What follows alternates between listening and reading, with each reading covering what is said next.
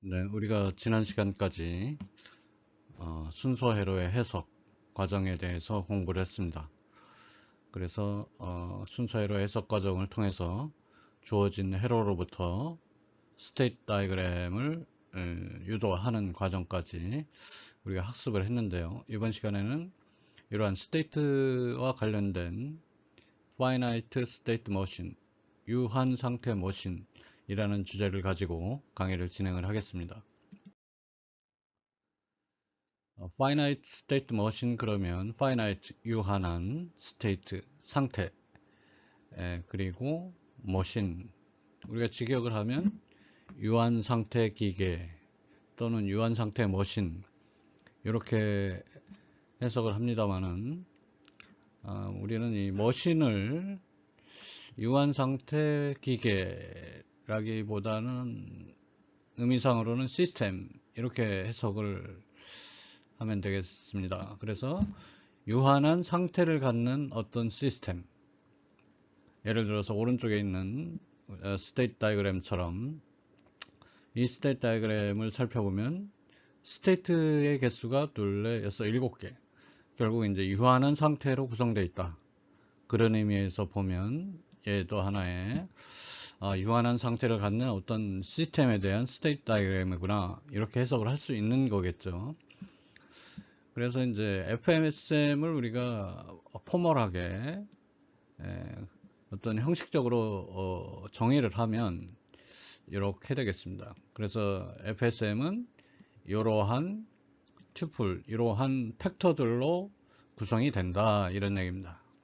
그래서 우리가 아시다시피 전 시간에 우리가 스테이트 다이그램을 유도를 해봤다시피 뭘로 구성되냐면 입력들이 있을 테고 입력도 여러 개가 있을 테고 출력도 있을 테고 그 다음에 스테이트들의 집합 즉 여러 개의 스테이트들로 구성이 될 겁니다.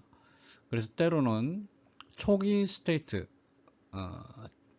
초기의 스테이트 그러니까 우리가 디지털 시스템을 살펴보면 파워를 딱 켰을 때에 도달해 있는 스테이트 초기의 스테이트도 구성이 될 수 있을 테고 그 다음에 F로 시작하는 것은 함수인데 출력 함수 그 다음에 스테이트의 트랜지션 펑션 천이 함수 그러니까 어떤 스테이트 현재 어떤 스테이트가 있는데 어떤 입력이 들어오면 다음 상태로는 이렇게 간다라는 어떤 스테이트하고 입력이 주어지면 다음 상태가 결정되는 어떠한 함수 그 다음에 출력도 마찬가지죠.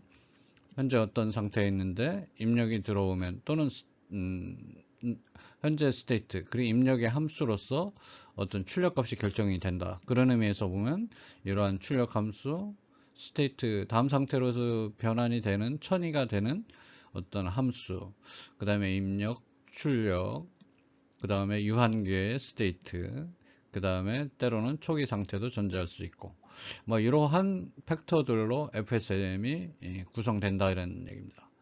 FSM 다시 한번 정의를 하면 유한한 스테이트를 갖는 어떤 시스템 그래서 우리가 흔히 주변에서 볼 수 있는 디지털 시스템 가전기기 뭐 이런 것들을 살펴보면 아마 내부적으로 유한계 스테이트가 있고 입력이 들어오면 스테이트가 어떻게 바뀌고 출력이 어떻게 발생하고 이런 것들을 갖춘 시스템 이걸 우리가 FSM이라고 합니다. 그런데 이 오른쪽에 있는 이 스테이트 다이그램을 살펴보면 좀 차이가 있죠. 어떤 차이가 있을까요? 일단은 출력을 살펴보면 이 슬래시 앞에 있는 게 입력 뒤에 있는 게 출력이죠. 이 출력을 살펴보겠습니다. 이 출력을 살펴보면 이와 같은 스테이트 다이그램의 경우에는 이 출력이 무엇에 의해 결정되죠? 오직 어떤 상태에 있느냐 현재 상태 값에만 출력이 결정됨을 알 수가 있고 이 아래의 스테이트 다이그램을 살펴보면 현재 어떤 상태가 있는데 어떤 입력이 들어오면 어떤 출력을 내보낸다. 그래서 아래에 있는 이 스테이트 다이그램은 이 출력에 영향을 미치는 요소가 현재 상태뿐만이 아니라 외부에서 들어오는 어떤 입력 또 역시 출력에 영향을 미친다 하는 점이 다르겠습니다. 다시 한번 살펴보면 위에 있는 것은 이 출력이 현재 상태만의 함수이고 밑에 있는 스테이트 다이어그램의 경우에는 이 출력이 어떤 현재 상태와 입력 두 가지에 의해서 결정됨을 알 수가 있습니다.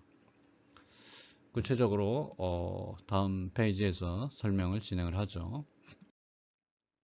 FSM에는 두 가지 타입이 있습니다. 또는 두 가지 모델이 있습니다. 하나는 뭐냐면 무어 모델, 나머지 하나는 밀리 모델이 되겠어요. 얘네들의 가장 큰 차이점은 뭐냐면 이 출력, 이 아웃풋이 무엇에 의해 결정되느냐, 즉 출력 함수가 어떻게 정의되느냐에 따라서 나누어집니다. 이 무어 모델의 경우에는 이 출력이 뭐의 함수죠? 현재 어떤 상태에 있느냐의 함수고, 밀리 모델은 출력이 현재 상태뿐만이 아니라 입력 또 역시 출력에 영향을 미친다는 점이 되겠습니다. 그런데 이 현재 상태라고 하는 것은 현재 상태 값은 어디에 저장이 되죠? 이 메모리 엘리멘트의 프리플랍에 저장이 됩니다. 메모리 엘리멘트를 구성하는 프리플랍에 의해서 저장이 되죠. 따라서 이 출력은 현재 상태만의 함수이므로 현재 상태가 저장되어 있는 프리플랍의 값에 의존한다는 얘기예요. 근데 프리플랍은 어떤 단자가 있죠? 클락 단자가 있습니다. 클락의 포지티브 엣지 또는 네거티브 엣지, 클락의 엣지에서 현재 상태가 바뀌게 되죠. 따라서 이 출력도 역시 이 클락의 엣지에서 프리플랍의 상태가 변화하는 것과 같은 시기에 즉 동기돼서 출력이 된다는, 출력값이 결정된다는 얘기입니다. 다시 정리하면 무어 모델은 출력이 오직 현재 상태만의 함수다. 따라서 현재 상태가 어디에 있느냐에 따라서 출력값이 0이냐 1이냐가 결정이 된다. 그런데 이 출력이 언제 결정이 되냐면 프리플랍에 현재 상태가 저장되는 이 프리플랍 값이 변화하는 시점, 즉 클락의 엣지에서 출력 역시 결정된다. 즉 클락의 엣지에서 프리플랍의 값이 바뀌고, 즉 상태 값이 바뀌고, 즉 현재 상태가 변화하고 그 시점에 맞춰서 출력도 결정된다. 이렇게 보시면 되겠죠. 자, 밀리 모델을 살펴보면 밀리 모델은 출력이 무엇에 의해서 결정됩니까? 무어 모델은 현재 상태 값에 따라서만 결정되는데, 밀리 모델은 현재 상태가 저장되어 있는 프리플랍이 가지고 있는 값, 즉 현재 상태, 그리고 입력에 의해서도 이 출력이 결정된다는 점이 되겠습니다. 따라서 스테이트 다이어그램을 살펴보면 무어 모델하고 밀리 모델의 스테이트 다이어그램을 비교해서 살펴보면 밀리 모델은 현재 상태하고 외부 입력이 뭐냐에 따라서 출력이 결정이 되죠. 이 출력은 뭐에 의해서 결정이 됩니까? 현재 상태가 어디 있는데 입력이 무엇이 들어왔을 때 얘가 1을 출력한다, 이런 얘기죠. 현재 상태가 A인데 그때 외부 입력 1이 들어오면 1을 출력한다, 그런 얘기죠. 따라서 출력에 영향을 미치는 요소는 뭡니까? 현재 상태하고 외부 입력이 되겠습니다. 그런데 이 현재 상태의 값은 프리플랍에 저장되고 프리플랍의 값은 클락에 의해서 동기가 된다. 즉 클락에 동기돼서 이 현재 상태 값이 변화하죠. 그러나 외부에서 들어오는 이 외부 입력은 자연으로부터 들어오는 입력이므로 클락에 동기되지 않고 어싱크로너스하게 클락에 관계없이 입력이 들어오므로 이 출력은 외부 입력 값이 변화하는 시점에 즉시 변화할 수도 있다. 클락에 동기돼서 나타나지 않을 수 있는 거죠. 왜냐하면 입력에 따라서 출력이 현재 상태가 같다 하더라도 외부 입력이 틀리면 출력도 달라질 수 있으므로 이 입력 값이 언제 들어올지 모르니까, 언제 변화할지 모르니까 이 출력은 외부 입력에 따라서 즉시 반영된다는 점이 다르겠습니다. 그러나 이 무어 모델에서는 오직 출력이 현재 상태, 즉 프리플랍의 값에만 의존하므로, 그런데 프리플랍은 클락의 엣지에서 변화하므로 이 출력도 역시 클락의 엣지에서 변화한다는 이런 차이가 있겠습니다. 그리고 이 스테이트 다이어그램을 살펴보았다시피 스테이트 다이어그램만 딱 보더라도 얘는 무어 모델이구나, 얘는 밀리 모델이구나 하는 것을 여러분이 구분할 수 있어야 합니다. 자, 무어 모델의 스테이트 다이어그램을 한번 살펴보죠. 여기 보시면 현재 상태 W라는 상태, X 상태, Y라는 상태, 즉 유한계의 3개의 스테이트로 구성되어 있다. 이것도 하나의 일종의 FSM인데, 이 경우에 이 출력은 오직 뭐의 함수예요? 현재 상태의 함수다. 즉 현재 상태가 W에 있으면 0을 출력하고, X에 있으면 2를 출력하고, Y에 있으면 0을 출력하게 되겠죠. 이거를 한번 웨이브폼으로 살펴보면, 현재 상태가 이제 W에 있다고 가정을 합시다. W에 있는데 입력이 제로로 들어왔다. 그리고 이 현재 상태 스테이트 개수가 3개이므로 스테이트 개수가 몇 개죠? 3개죠. 그러니까 이 스테이트를 구분하기 위해서는 결국 몇 개의 비트가 나중에 필요할까요? 2비트가 필요할 겁니다. 그래서 프리플랍이 2개로 구성이 될 텐데, 클락의 각각의 프리플랍들이 클락의 포지티브 엣지에서 트리거 된다라고 가정을 합시다. 그러면 클락의 포지티브 엣지를 만났을 때 입력이 제로였다. 현재 상태는 W고 입력이 제로였다. 현재 상태는 W였는데 입력이 제로였다. 그러면 Y로 바뀌겠네요. 다음 상태는 Y로 바뀌는데 언제 바뀌죠? 클락의 포지티브 엣지에서 바뀌게 된다. 즉 이 클락의 포지티브 엣지에서 W는 Y로 바뀌죠. 왜? 입력이 이때에 0이 들어왔으니까. W에서 입력이 0이 들어오면 Y로 바뀌죠. 현재 상태가 Y로 바뀌었어요. 근데 무어 모델의 경우에는 이 출력 값이 이 현재 상태에만 의존하므로 Y로 바뀌자마자 이 출력을 0을 내보내게 된다. 그런데 전 상태도 현재 상태도 0을 출력하게 된다는 거죠. 그리고 중간에 이 입력값이 1로 바뀌었다 하더라도 얘는 출력에 영향을 미치지 않는다. 언제? 입력이 예를 들어서 현재 상태가 Y인데 입력이 1이 들어오면, 현재 상태가 Y인데 입력이 1이 들어오면 W로 바뀌겠네요. 자, 1이면 W로 바뀐다. 어느 시점에 바뀌죠? 클락의 포지티브 엣지에서 상태가 W로 바뀌게 됩니다. 그리고 출력은 현재 상태만의 함수이므로 W일 때의 출력은 뭐예요? 0이죠. 그러니까 0을 계속 출력하게 되겠죠. 자, 그 다음에 W인 상태에서 입력이 1이 들어왔다. W인 상태에서 입력이 1이 들어오면 다음 상태는 어떻게 돼요? X로 바뀌죠. X로 바뀌는데 언제 바뀝니까? 클락의 포지티브 엣지에서 바뀐다. 그래서 상태가 변화하자마자 출력도 바뀌겠죠. 왜냐하면 출력은 현재 상태 함수이므로. 그런데 현재 상태가 X일 때 출력은 1이므로 1로 바뀌겠죠. 언제? 클락의 포지티브 엣지에서. 즉 간단히 얘기해서 무어 모델의 경우에는 클락의 포지티브 엣지에서 현재 상태가 바뀌고 동시에 클락의 포지티브 엣지에서 출력이 변화한다. 이렇게 생각을 하면 되겠습니다. 다음도 마찬가지죠. 현재 상태가 X인데 0이 들어왔다. X인데 0이 들어오면 어떻게 되겠어요? 현재 상태를 그대로 유지하죠. 그래서 현재 상태를 그대로 유지한다. 변화하는 건 클락의 포지티브 엣지에서. 출력도 똑같겠죠. 현재 상태가 바뀌지 않았으니까. 자, 그 다음에 현재 상태가 X인데 1이 들어왔다. 현재 상태가 X인데 1이 들어오면 Y로 변하겠죠. 언제? 클락의 포지티브 엣지에서. 그리고 출력도 역시 클락의 포지티브 엣지에서 현재 상태에 따라 Y일 땐 0을 출력하므로 0을 출력하게 되겠죠. 자, 이상과 같이 무어 모델의 경우에 동작 특성에 대해서 알아봤습니다.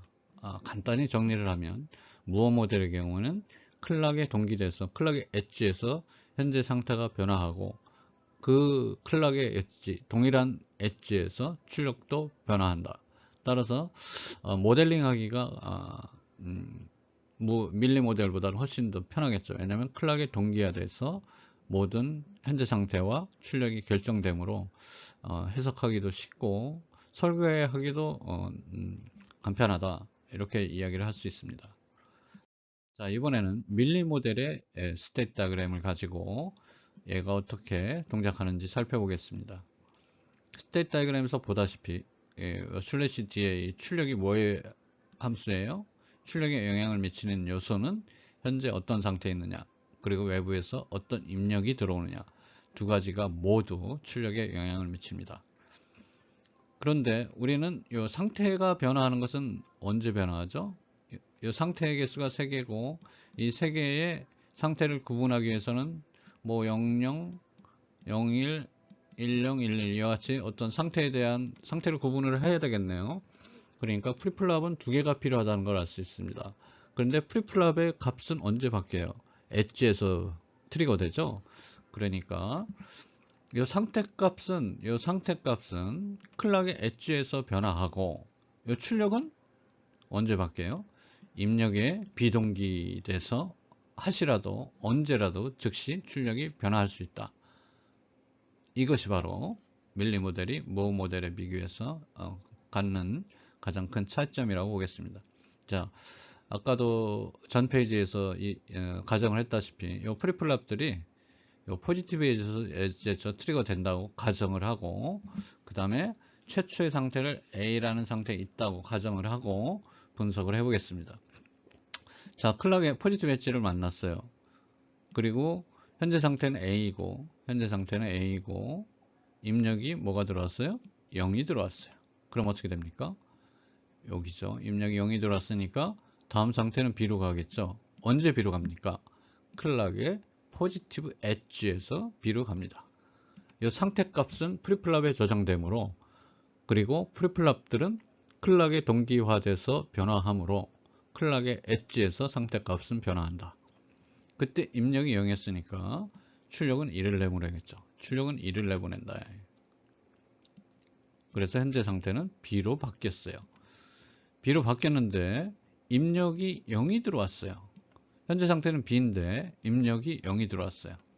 입력이 0이 들어오면 현재 상태를 그대로 유지하고 그 다음 출력은 0이 되겠죠. 출력은 0이 된다. 그런데 잠시 후에 어떻게 됐어요? 입력이 1로 바뀌었죠. 만약에 입력이 1로 바뀌면 어떻게 되겠습니까? 출력은 1을 내보낸다. 출력이 1로 내보낸다. 그래서 출력값이 여기 1로 바뀌게 되는 겁니까? 자, 이게 무어 모델하고 가장 큰 차이점인데, 무어 모델은 출력이 현재 상태에만 의존하므로 상태가 변화하는 시점에 맞춰서 동일하게 상태가 변화하면 출력이 변화함을 알 수 있어요. 그러나 밀리 모델은 입력이 들어오는 시점에 비동기돼서 클락에 관계없이 즉시 출력이 변화할 수 있다.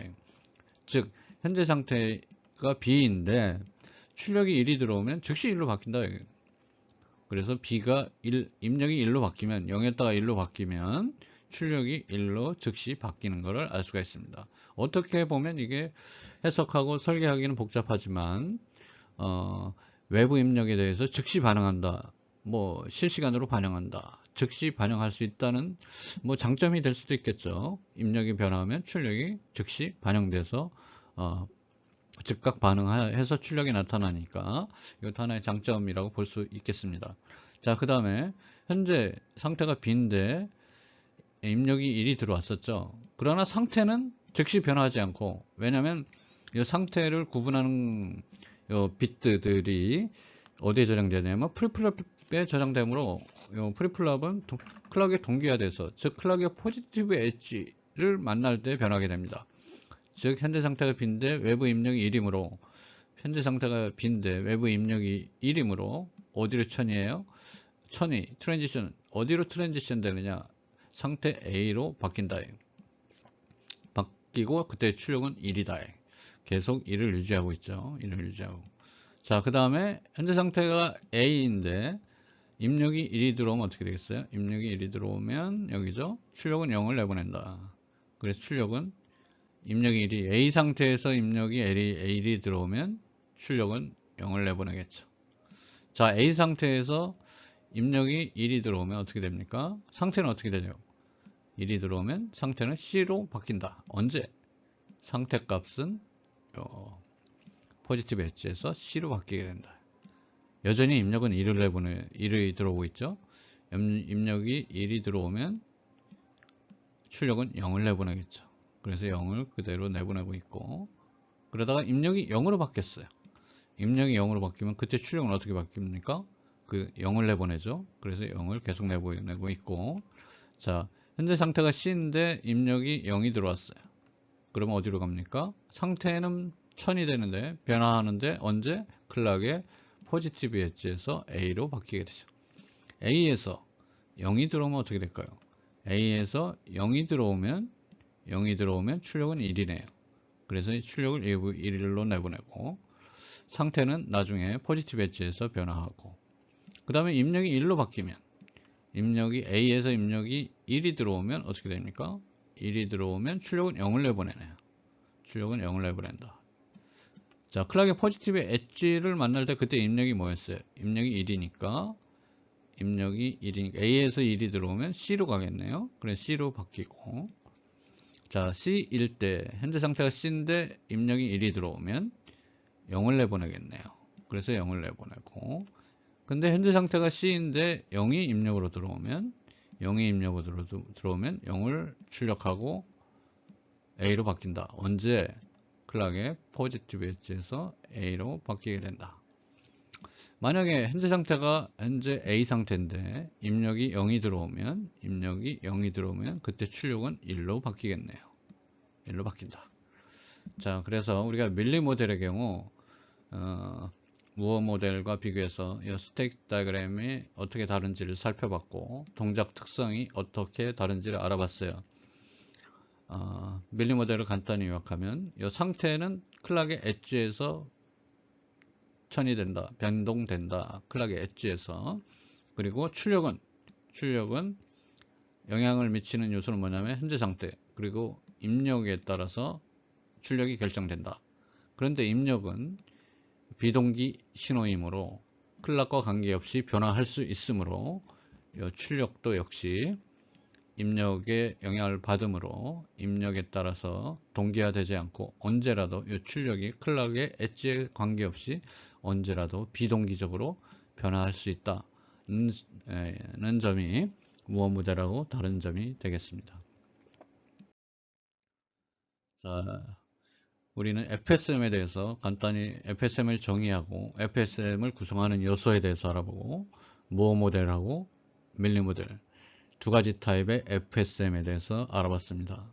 자, 이번에는 설계의 관점에서 우리가 디자인 스펙으로부터 설계 사양으로부터 스테이트 다이어그램을 한번 유도해 보겠습니다. 자, 제목이 뭐냐면 캔디 밴딩 머신입니다. 이걸 번역하면 캔디 자동 판매기. 우리 자동 판매기는 우리 주변에도 많이 있죠. 커피 자동 판매기도 있고, 음료수 자동 판매기도 있고, 뭐 여러 가지 형태의 유사한 자동 판매기가 있겠습니다.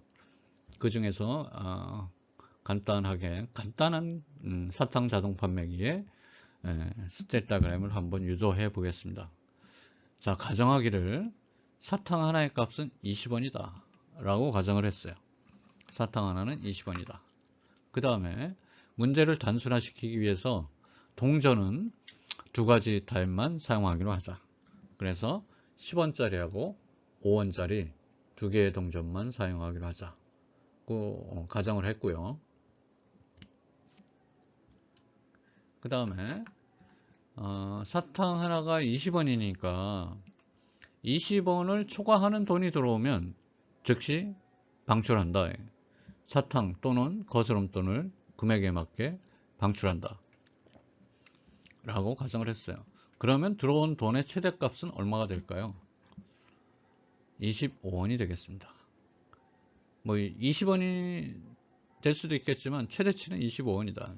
예를 들어서 이제 10원, 10원이 들어오면 이때는 20원이 되니까 사탕 하나 내보내고 거스름 돈은 빵원이니까 안 내보내고 이러면 되겠죠. 그런데 예를 들어서 이런 경우 5원이 들어오고 그 다음에 10원이 들어오고 그 다음에 10원이 들어왔어요. 그러면 최대 얼마가 들어온 겁니까? 지금 25원이 들어왔으니까 사탕 하나 내보내고 그 다음에 어떻게 해야 돼요? 거스름돈 5원을 내보내야 되겠죠. 응? 그래서 이런 시스템에 있어서 스테이트 다이어그램을 작성해봐라 라는 문제가 되겠어요. 자, 입출력을 설계를 해봐야 되겠죠. 입력은 T하고 F 다이. T는 10, 10원짜리가 들어온 경우 T는 1이고 5원짜리가 들어오는 경우는 5, F. F가 1이면 5원짜리가 들어왔다 이렇게 보는 거죠. 그 다음에 출력은 R하고 C 두 개다. R은 뭐냐면 이제 release, 사탕을 내보내다, 방출하다. 방출할 거냐 말 거냐. release의 의미고 C는 이제 거스름돈. 거스름돈 그러면 change. change가 거스름돈의 의미도 있죠. 그래서 C는 거스름돈, R은 release의 의미다. 자, 스테이트 다이어그램을 다음 페이지에서 그려보겠습니다. 자, 이 슬래시 앞에를 T 입력이 두 개니까 TF라고 하고 슬래시 뒤에는 출력이 나타나죠. 그래서 RC라고 하자. R은 사탕 릴리즈, 이것은 change, 거스름돈. 네, 여러분들이 직접 이건 그려봐야 되는데 일단 설명을 해보죠. 자, 뻥원인 상태가 0원인 상태가 있고 5원인 상태가 있고 10원인 상태, 15원인 상태가 있겠네요. 예를 들어서 0원인 상태에서 아무것도 안 들어오면 사탕 0원이니까 사탕 안 내보내고 거스름돈 없고 그리고 현재 상태는 0원을 유지하고 이렇게 되는 거예요. 0원인 상태 10원이 들어오면 즉 입력이 10이면 입력이 10이면 어디로 가야 돼요? 클락의 동기대에서 10원인 상태로 바뀌겠죠. 그때 출력은 10원 토탈 10원이니까 00 캔디도 안 내보내고 거스름돈도 없고 10원인 상태로 가겠죠.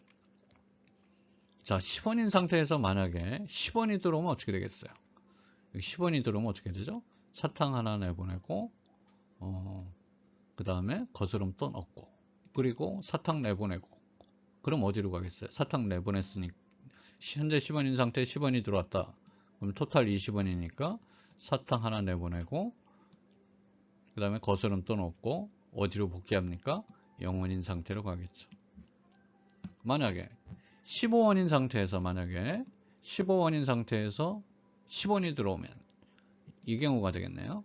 15원인 상태에서 10원이 들어오면 돈은 얼마가 들어온 겁니까? 25원이 들어왔으니까 사탕 하나 내보내고 5원짜리 동전 내보내고 그리고 어디로 갑니까? 토탈 25원이었었는데 사탕값 20원에 대한 사탕 하나 내보내고 5원짜리 내보내고 그리고 0원인 상태로 가겠죠. 그 나머지 상태도 여러분이 살펴보면 알 수 있겠습니다. 예를 들어 5원에서 10원이 들어왔다. 이 경우가 되겠네요. 5원에서 10원이 들어오면 15원이 되고 출력은 사탕 안 내보내고 거스름돈 안 내보내고 15원이니까 그리고 15원인 상태로 가겠네요. 이렇게 되겠습니다. 그래서 이 왼쪽에 있는 스테이트 다이어그램은 밀리 타입 스테이트 다이어그램이죠. 왜냐하면 이 출력이 현재 상태하고 이 입력에 따라서 이 엣지에서 결정이 된다. 엣지에서 결정된다는 얘기는 뭐냐면 비동기적으로 입력에 따라서 즉시 반응한다라는 얘기가 되겠어요. 그런 의미에서 얘는 밀리 타입의 스테이트 머신이다. 자, 무엇 타입의 스테이트 머신을 살펴보겠습니다. 무엇 타입의 경우에는 0원인 상태도 있고 그 다음에 5원인 상태도 있고 10원, 15원인 상태도 있습니다. 자, 밀리 타입의 경우에는 입력에 따라서 즉시 출력이 결정되므로 15원인 상태까지만 즉 스테이트가 4개로 스테이트 4개로 FSM을 구성할 수가 있어요. 스테이트 다이어그램을 구성할 수 있는데, 무어 타입의 경우는 어떤 특성이 있다고 그랬죠? 출력이 오직 현재 상태만의 함수다. 따라서 출력의 경우 각각의 스테이트는 모든 경우를 고려한 현재 상태로 구성해야 된다. 즉 5원인 상태도 존재할 수도 있고 10원인 상태, 15원인 상태, 20원인 상태, 25원인 상태까지 모두 스테이트로 정의를 해줘야 된다는 얘기입니다. 그러니까 일단 간단히 보면 우리가 무어 타입 스테이트 다이어그램을 설명할 때 무어 타입에서는 출력이 스테이트만의 함수이므로 훨씬 심플하고 클락에 동기돼서 철저히 클락에 맞춰서 변화하므로 시스템의 동작을 간단하게 단순하게 해석할 수 있고 설계할 수 있다. 이런 장점이 있다라고 얘기했는데, 일단 이 페이지의 슬라이드를 살펴보면 같은 시스템에 대한 스테이트 다이어그램인데, 무어 타입의 스테이트 다이어그램은 밀리 타입의 스테이트 다이어그램에 비해서 스테이트 개수가 많이 늘어나겠구나 하는 걸 알 수가 있습니다. 그래서 밀리 타입의 경우에는 스테이트가 4개니까 4개고 무어 타입의 경우는 6개다. 그러면 밀리 타입의 경우에는 이 스테이트를 구분하기 위해서 몇 비트가 필요해요? 2비트가 필요하죠. 0001, 1011 뭐 이런 식으로. 즉 프리플랍의 개수, 넘버 오브 프리플랍의 개수는 2개면 충분하다. 그러나 무어 타입의 경우에는 스테이트 개수가 6개이므로 이들 스테이트를 서로 구분하기 위해서는 몇 비트가 필요해요? 3비트가 필요하다. 3비트가 필요하다는 얘기는 뭐냐면 프리플랍이 몇 개 필요하다? 넘버 오브 프리플랍이 몇 개 필요하다? 3개 필요하다. 따라서 무어 타입의 단점이라고 하면 스테이트 개수가 밀리 타입에 비해서 증가한다. 따라서 하드웨어에 설계를 할 때 필요한 프리플랍의 개수도 증가할 수 있다 라는 점이 단점일 수 있겠죠. 그래서 예를 들어 10원인 상태에서 예를 들어 10원이 들어왔다. 10원이 들어왔다. 그럼 어디로 변합니까? 20원인 상태로 바뀌겠죠. 그리고 언제 바뀐다고요? 클락의 포지티브 엣지에서. 그때 출력은 어떻게 반응해요? 20원이니까 사탕 내보내고 그 다음에 거스름돈 내보내고.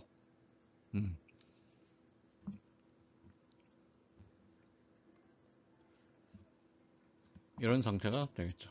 그 다음에 5원이 예를 들어서 5원이 들어오면 5원인 상태로 가고 10원이 들어오면 10원인 상태가 되고, 그 다음에 아무것도 안 들어오면 00인 상태로 갔겠죠. 그래서 나머지 엣지에 대해서는 여러분이 다 하나씩 다 살펴보기 바랍니다. 밀리 타입의 스테이트 다이어그램도 그렇고 무어 타입의 스테이트 다이어그램도 그렇고 모든 엣지에 대해서 살펴봐야 된다. 그래서 어떤 주어진 스테이트에서 5원이 들어왔을 때 10원이 들어왔을 때 5원이 들어왔을 때 10원이 들어왔을 때 이 차이점은 뭐라고요? 밀리 타입은 요 입력에 따라서 즉시 출력이 변화하므로 엣지에서 출력이 결정된다는 얘기고, 무어 타입의 출력은 뭐냐면 현재 상태만의 함수이므로 이 스테이트 내부에서 출력이 결정된다는 점이 차이점이 되겠습니다. 여러분들이 직접 이 엣지를 모두 다 살펴보고 이해를 해야만 어떤 주어진 설계 사항이 주어졌을 때 여러분들이 이와 같은 스테이트 다이어그램을 유도를 할 수 있게 됩니다. 자, 이번에는 다른 예제로 트래픽 라이트 컨트롤러, 신호등 제어기, 교통 신호등 제어기의 스테이트 다이어그램에 대해서 살펴보겠습니다.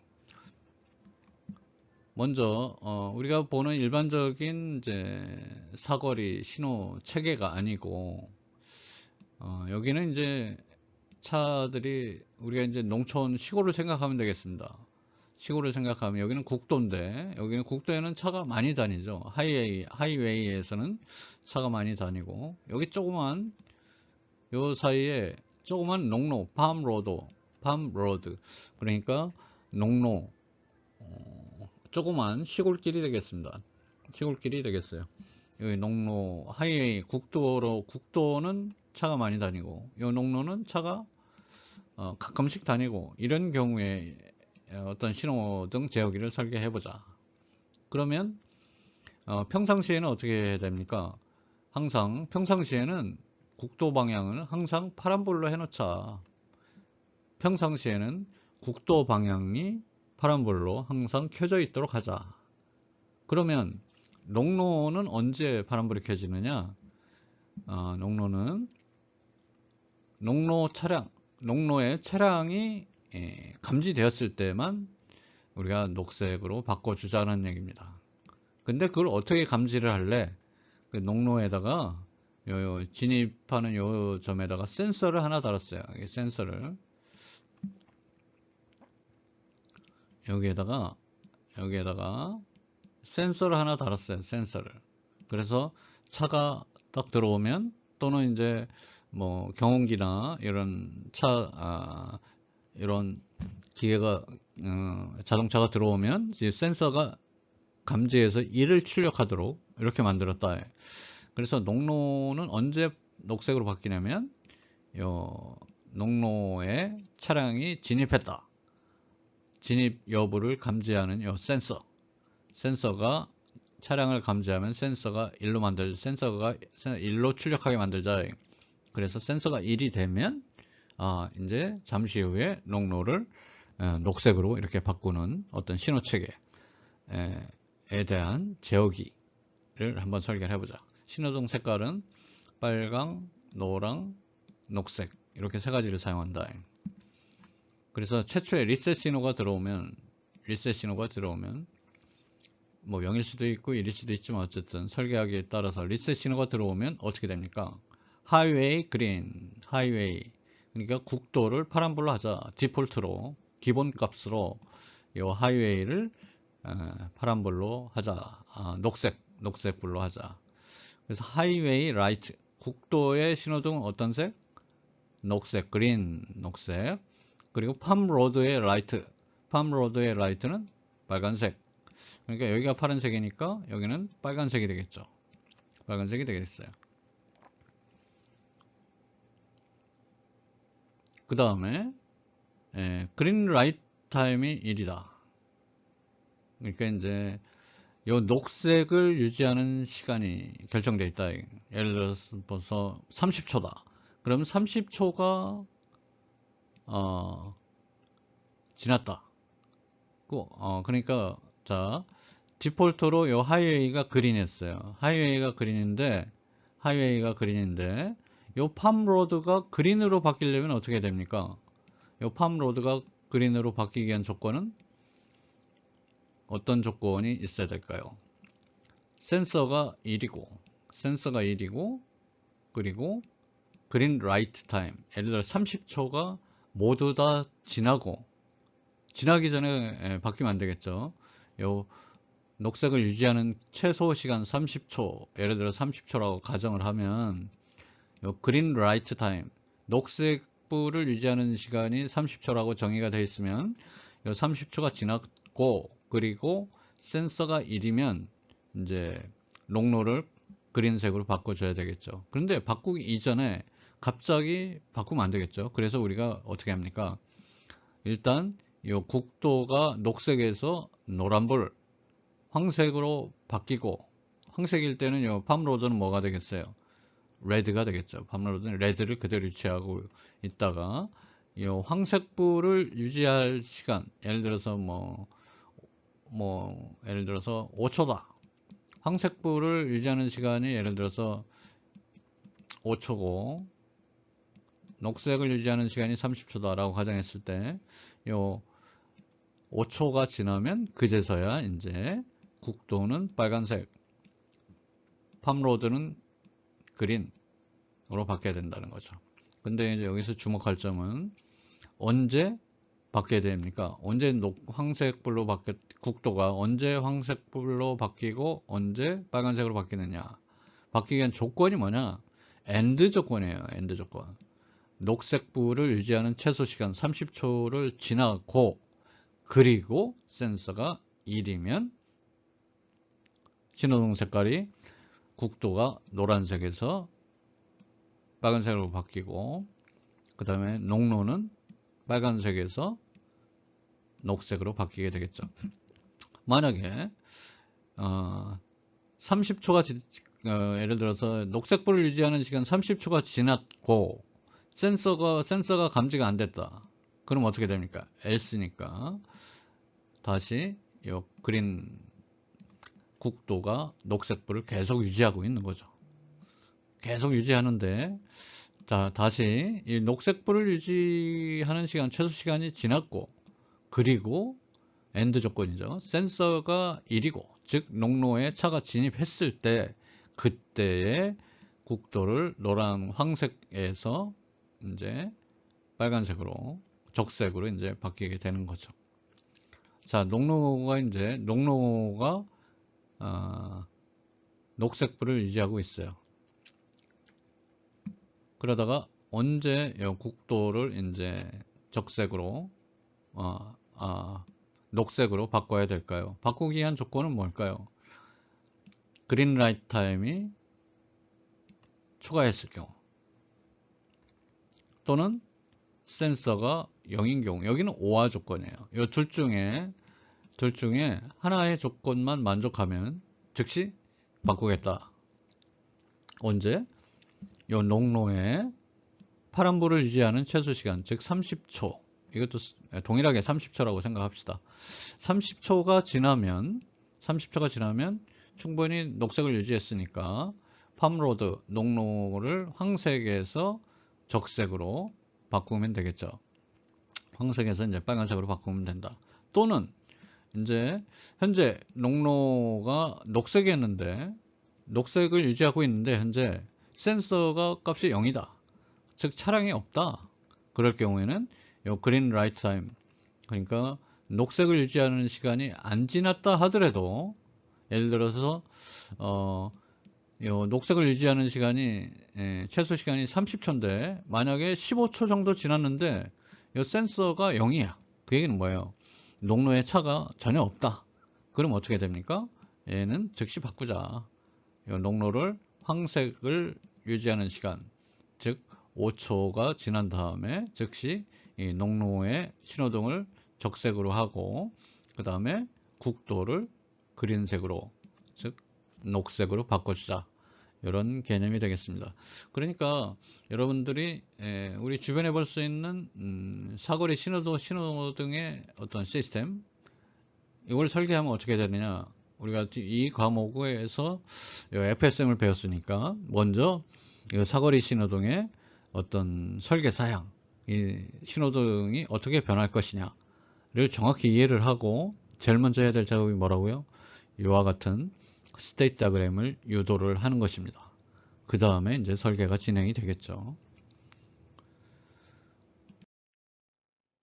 자, 이번에는 또 다른 형태의 교통신호 제어기에 대해서 알아보겠습니다. 이전 페이지에 국도, 농로가 교차하는 교차로에서 사용한 신호 등의 경우에 국도에서 녹색불이 유지하는 시간하고 그 다음에 농로에서 녹색불을 유지하는 시간이 같았는데 같은 것도 좀 생각해 볼 여지가 있다. 예를 들어서 이와 같이 로드 1은 왕복 4차선이고 로드 2는 왕복 2차선이면 로드 1에서 녹색불을 유지하는 시간하고 로드 2에서 녹색불을 유지하는 시간이 달라야 합리적인 거 아니냐. 이런 차원에서 한번 스테이트 다이그램을 구성을 해 보겠습니다. 로드 2가 녹색을 유지하는 시간이 30초라면 로드 1이 녹색불을 유지하는 시간은 더 길어야 되지 않느냐. 그래서 45초라고 하자. 로드 1의 1번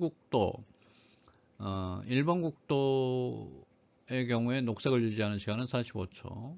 2번 국도의 녹색을 유지하는 시간은 30초라고 하자. 왜냐하면 로드 1의 경우에 통행량이 훨씬 많을 것이므로. 그 다음에 노란불을 유지하는 시간은 동일하게 5초라고 하자. 단위는 초가 되겠습니다. 이게 이제 보통 이제 레귤러 모드, 정상적인 모드에 있어서의 신호 체계는 이렇게 설계를 하자. 그 다음에 테스트 모드는 이게 뭐냐면 이 신호등이 정상적으로 동작하는지 한번 테스트를 해볼 때 각각 1초만 하자. 모든 게 1초로 설정을 해놓고 로드 2가 녹색을 유지하는 시간 1초, 로드 1이 녹색 유지하는 시간 1초, 노란불 유지하는 시간 1초, 1초. 그래서 빨리빨리 이 신호가 변화하는 걸 보면서 이 신호등이 정상적으로 동작하는지 비정상적으로 동작하는 건지 테스트하는 모드가 되겠습니다. 때로는 이와 같은 테스트할 필요가 있겠죠. 그 다음에 스탠바이 모드. 예를 들어서 스탠바이 모드는 뭐냐면 이 신호등이 고장나서 수리를 하고 있다. 그러면은 어떻게 해야 되겠어요? 로드 1, 로드 2 모두 옐로우로 둘 다 양방향 모두 황색으로 불을 켜놓자. 그러면 신호등을 고장하는 동안만 이렇게 유지를 하자는 것이죠. 양방향 황색불. 언제까지? 스탠바이라는 컨트롤 시그널이 액티브 상태에 있는 경우에는 스탠바이 대기하라. 그러니까 스탠바이 상태일 경우에는 요 녹색불을 양방향 녹색불을 유지하도록 하자. 그래서 이 교통신호 제어기에는 앞에 신호체계랑 다른 점이 뭐냐면 요 도로 로드 1, 로드 2의 도로 특성, 통행량에 따라서 녹색불을 유지하는 시간을 달리하자는 것과 그 다음에 테스트 모드하고 스탠바이 모드를 추가적으로 설정을 해서 테스트 모드일 경우에는 빨리빨리 이 신호등이 바뀌는 걸 살펴보자는 의미로서 테스트 모드를 정의를 했고, 스탠바이 모드는 예를 들어서 신호등을 교체한다랄지 고장나는 걸 수리할 경우에는 신호등이 정상적으로 동작을 하지 않으므로 양방향 황색불을 유지하도록 이렇게 하는 이러한 신호체계를 갖는 교통신호 제어기를 설계해 보세요. 이런 얘기가 되겠습니다. 그래서 우리가 스테이트 다이어그램을 유지를 하려면 제일 먼저 이 설계 사양, 뭐 교통신호 제어기든 뭐 무슨 자동 판매기든 세탁기 컨트롤러든 그 다음에 뭐 전기 오븐이든 뭐 자동 세탁기든 뭐 등등 드라이어기, 헤어 드라이기든 뭐든 설계 사양을 정확히 이해를 먼저 해야 된다. 그 다음에 스테이트 다이어그램을 유도를 해야 됩니다. 자, 세 가지 모드를 사용한다고 그랬죠. 레귤러 모드, 테스트 모드, 스탠바이 모드. 그 다음에 앞에 있는 상태를 구분했는데 여기는 레드, 옐로우. 그래서 앞에 있는 것은 로드 1에 대한 신호등 색깔, 뒤에 있는 것을 로드 2에 대한 신호등 색깔이라고 하죠. 만약에 스탠바이 모드다, 스탠바이가 1이다. 그럼 어떻게 해요? 양방향 다 옐로우를 유지하고 있어야 된다. 황색불을 유지하고 있어야 된다. 언제까지? 스탠바이가 1이면 항상 대기 상태를 유지하고, 만약에 스탠바이가 0이다. 그러면 이제 디폴트로 어디로 바뀌어야 됩니까? 신호 로드 1이 레드, 여기는 옐로우 이렇게 바뀐다. 갑자기 파란색, 녹색 이렇게 하면 뭐 사고의 위험이 있으니까 먼저 옐로우 그리고 레드 이렇게 신호로 불을 켜놓는 겁니다. 로드 1은 레드, 로드 2는 옐로우. 그 다음에 그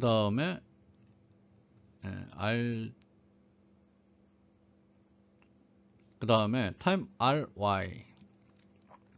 그러니까 로드 1이 레드, 로드 2가 옐로우, 로드 1이 레드, 로드 2가 옐로우인 시간을 유지하는 시간이 지났다. 5초가 되겠죠. 노란색이 켜지는 시간은 5초. 5초가 지나면 다음에는 어떻게 바뀌냐면 로드 1의 그린, 로드 1의 그린, 로드 2의 레드. 왜냐하면 이제 로드 1이 통행량이 많으니까 먼저 로드 1을 그린으로 해놓고 시작을 하자. 그래서 그 다음에 로드 1이 그린, 로드 2가 레드를 유지하는 시간이 얼마예요? 45초죠. 왜 그러냐면 로드 1이 통행량이 많으니까 이 시간이 모두 지나면 뭘로 바뀌어야 돼요? 이제 그린이 레드로, 그 다음에 레드가 그린으로 바뀌어야 되는데 즉시 바뀌지 않고 먼저 이 그린을, 로드 1의 그린을 결국엔 RG로 바뀌어야 되죠. 이렇게 RG로 로드 1이 레드, 로드 2가 그린으로 바뀌어야 되나? 즉시 바뀌면 안 되고, 요 그린 색깔을 먼저 로드 1의 경우 옐로우로 바꾸고, 그 다음에 로드 2는 여전히 레드인 상태를 유지하고 있다가, 그 다음에 이때는 45초였고 45초가 지나면, 그 다음에 옐로우를 유지하는 시간이 5초인데 5초 후에 옐로우 노란불이 켜진 다음에 그 이후에 비로소 로드2가 그린으로 바뀌게 되는 거죠. 그 다음에는 이제 여기 로드2가 그린을 유지하는 시간, 로드2가 그린을 유지하는 시간, 즉 30초, 30초,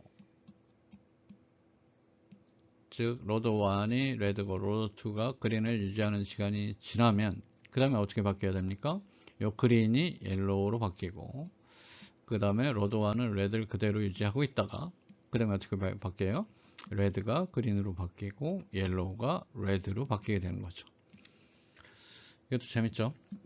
그러니까 이제 교통신호등도 우리가 흔히 시내에서, 대전 시내에서 예를 들어 사거리에서 볼 수 있는 신호 체계가 있고, 그 다음에 농촌과 같은 경우, 그 다음에 이와 같이 로드 1과 로드 2의 통행량이 현격하게 다를 경우에 사용하는 이제 교통신호등의 스테이트 다이그램을 한번 유도를 해봤습니다.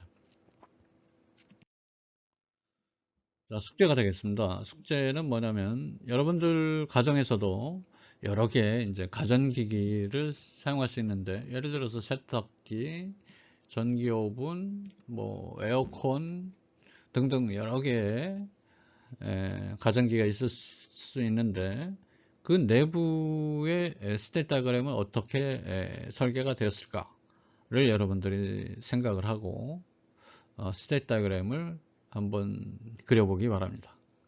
그러려면 제일 먼저 뭐를 해야 된다고요?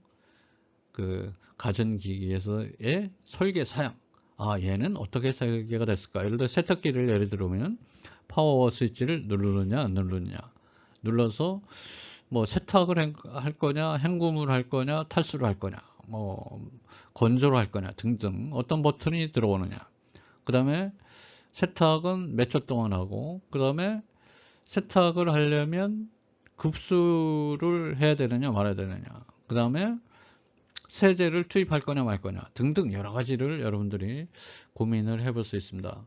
그래서 여러분들이 나중에 이제 졸업하기 전에 이제 4학년 때 어떤 졸업작품을 만드는데, 예를 들어서 이런 하드웨어 설계를 해야 되겠다 그러면 어떤 하드웨어 시스템에 대한 설계 사양, 어떤 설계를 할 거냐, 어떤 설계 스펙, 설계 사양을 갖는 시스템을 설계를 할 거냐를 먼저 생각을 해야 됩니다. 그런 의미에서 볼 때 예를 들어서 어떤 시스템을 개발할 때 어떤 창의적인 나는 지금까지 없었던 새로운 세탁기를 개발할 거야 라고 한다면, 기존의 어떤 가전기기, 기존의 시스템에 대한 설계 사양들을 여러 가지를 분석을 해보고, 여기에다가 나는 새로운 이런 기능을 갖게 할 거야 라고 한다면 새로운 스테이트 다이그램이 창조되겠죠. 따라서 여러분들이 먼저 여러분 집안이나 뭐 딴 데 있는 어떤 가전기기, 디지털 시스템에 대한 스테이트 다이그램은 어떻게 생겼을까, 어떻게 설계를 했을까를 생각해 보고, 여러분들이 가능하면 구체적이고 자세하게 스테이트 다이그램을 도출해서 파워포인트로 작성한 다음에 이메일로 저한테 보내는 것이 이번 주 홈워크가 되겠습니다.